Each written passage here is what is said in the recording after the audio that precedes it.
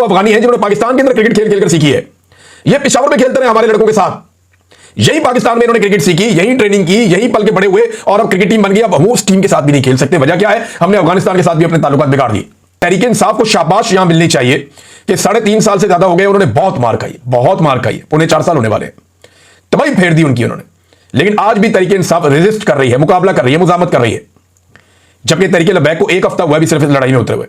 1 हफ्ता पहले उनके ऊपर क्रैकडाउन हुआ, तब से लेकर अब तक आप कोई बंदा नहीं मिलता जिससे आप बात करें। मैं सारा दिन कोशिश करता रहा हूं कि तहरीक लबैक के कोई जिम्मेदारान मेरे मत्थे लगे, मैं उनसे पूछूं कि जनाब बताएं सूरत क्या है।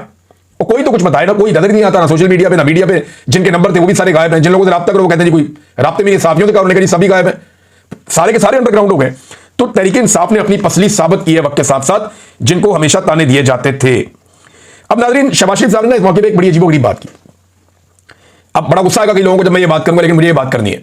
वजह यह है कि मैं ये बात नहीं करूंगा ना तो ज्यादती हो जाएगी। शहबाज शरीफ ने कहा कि मुझ समेत पूरी कौम आर्मी चीफ को खराज तहसीन पेश करती है। शहबाज शरीफ साहब, आप कौम के बिहाफ पे बात नहीं कर सकते। वजह यह है कि कौम ने आपको मुस्तरद किया है। आप आसिम मुनीर साहब के बिहाफ पे बात कर सकते हैं क्योंकि उन्होंने आपको मुंतखब किया है।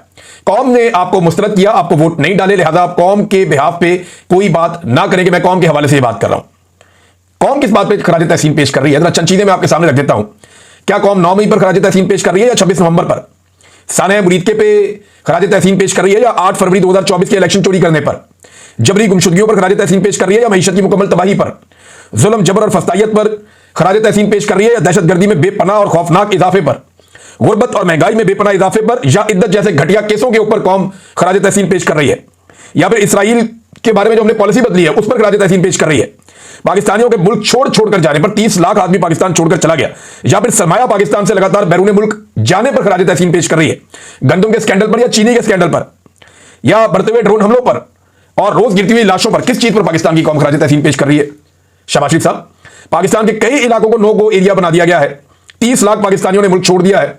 खित्ते में सबसे कम हमारी इनकम होती चली जा रही है। गुर्बत, पाकिस्तान आधा जो मुल्क है वो गुर्बत की लकीर के नीचे जा रहा है और दुनिया के बदतरीन पासपोर्ट की फहरिस्त में हम शामिल हो गए हैं। पाकिस्तान का एक मकबूल तरीन लीडर जो साबिक वज़ीर आज़म है उसको जेल में डालने पर कौम खराज तहसीन पेश कर रही है, या फिर अफगानिस्तान जैसे हमसाये से भी ताल्लुकात बिगाड़ने पर खराज तहसीन पेश कर रही है। अभी मैं एक खबर देख रहा था, जर्नलिस्ट ने उन्होंने क्लेम किया कि अफगानिस्तान ने भी पाकिस्तान के साथ खेलने से इनकार कर दिया। दादा करें, पहले इंडिया नहीं खेलता था, अफगानिस्तान भी नहीं खेलता। यह पाकिस्तान की डिप्लोमेसी चल रही है, ये पाकिस्तान के हालात हैं। भाई, आप क्रिकेट के लिए पहले इंडिया की मिन्नतें करते थे, अब आप अफगानिस्तान की जाके मिन्नतें करें कि आओ जनाब हमने आपके साथ क्रिकेट खेलनी। और यही पाकिस्तान में इन्होंने क्रिकेट सीखी, यही ट्रेनिंग की, यही पल के बड़े हुए और अब क्रिकेट टीम बन गई। अब वो उस टीम के साथ भी नहीं खेल सकते। वजह क्या है? हमने अफगानिस्तान के साथ भी अपने ताल्लुकात बिगाड़ दिए। अशरफ गनी था और हामिद करजई था, उसके साथ भी ताल्लुकात खराब थे, तब आप तालिबान के साथ थे। अब तालिबान आ गए, अब आप उनके साथ हैं और तालिबान से आपके ताल्लुकात खराब है। आपने कसम खाई हुई है कि आपने हमेशा अफगानिस्तान में वो पॉलिसी रखनी है जो पाकिस्तान को लगातार नुकसान पहुंचाए।